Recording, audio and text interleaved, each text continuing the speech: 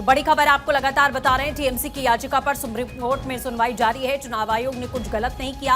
Supreme court ने साफ कहा, चुनाव आयोग को अधिकारी चुनने का अधिकार है। कर्मचारी केंद्र के हो या राज्य के, इससे कोई भी फर्क नहीं पड़ता है। मतगणना में ऑब्जर्वर की नियुक्ति को चैलेंज यहां पर किया गया है टीएमसी की तरफ से। पहले ये सवाल खड़े किए गए थे कलकत्ता हाईकोर्ट में, लेकिन हाईकोर्ट ने इसे सिरे से खारिज कर दिया था, जिसके बाद अब आपने देखा कि सुप्रीम कोर्ट का रुख टीएमसी ने कल ही किया और आज के लिए ये सुनवाई होनी थी और आज ये सुनवाई जारी है। लेकिन टीएमसी की तरफ से कपिल सिब्बल पेश हुए हैं, जिनकी ओर से कई बड़े आरोप यहां पर लगाए जा रहे हैं। लेकिन सुप्रीम कोर्ट भी अपनी साफ तौर पर यह स्पष्ट करा, क्योंकि चुनाव आयोग को ही कटघरे में यहां पर खड़ा किया गया और उसके ऊपर लगातार कई सवाल खड़े किए गए थे। सुमित एक बार फिर से हमारे साथ जुड़ चुके हैं। सुमित, और क्या कुछ दलीलें अभी तक दी गई हैं?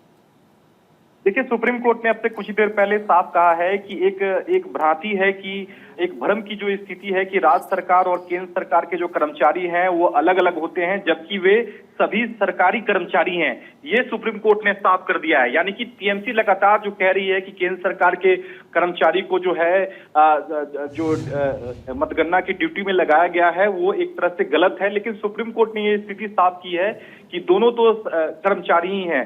कपिल सिब्बल का ये भी हालांकि कहना था कि चुनाव आयोग को अपने फैसले के समर्थन में कुछ ठोस आंकड़े दिखाने चाहिए थे, क्योंकि उन्होंने ये भी सवाल उठाया कि हर बूथ पर समस्या होने की आशंका आखिरकार इस आधार पर जताई जा रही है, क्योंकि ये कहीं भी स्पष्ट नहीं किया गया है। और साथ ही बिल्कुल सुमित, यहाँ पर जो अपडेट मिल रहा है कि याचिका पर सुनवाई भी पूरी हो चुकी है और हम देख रहे हैं कि यहाँ सुप्रीम कोर्ट ने साफ कहा कि सर्कुलर का पूरी तरह पालन होगा और किसी आदेश की जरूरत नहीं है। यानी कि यहाँ से भी जो उम्मीद लेकर टीएमसी पहुंची हुई थी उस पर पानी फिरता दिखा है। सुप्रीम कोर्ट ने साफ कहा सर्कुलर का पालन होगा और किसी भी आदेश देने की जरूरत है नहीं।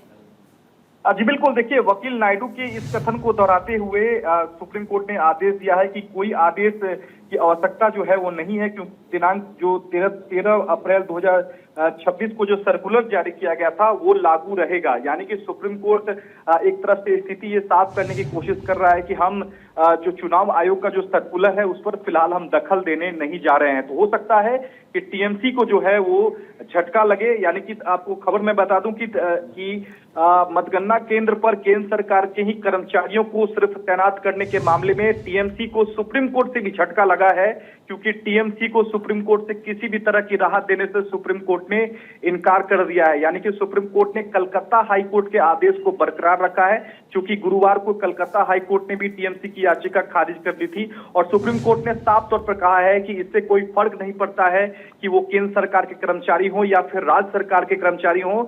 कानून और संविधान के मुताबिक दोनों ही सरकारी कर्मचारी हैं, सरकार के मुलाजिम हैं। तो निश्चित तौर पर सुप्रीम कोर्ट ने टीएमसी को किसी भी तरह की राहत नहीं दी है। एक बड़ा झटका टीएमसी को कलकत्ता हाई कोर्ट के बाद सुप्रीम कोर्ट से लगा है।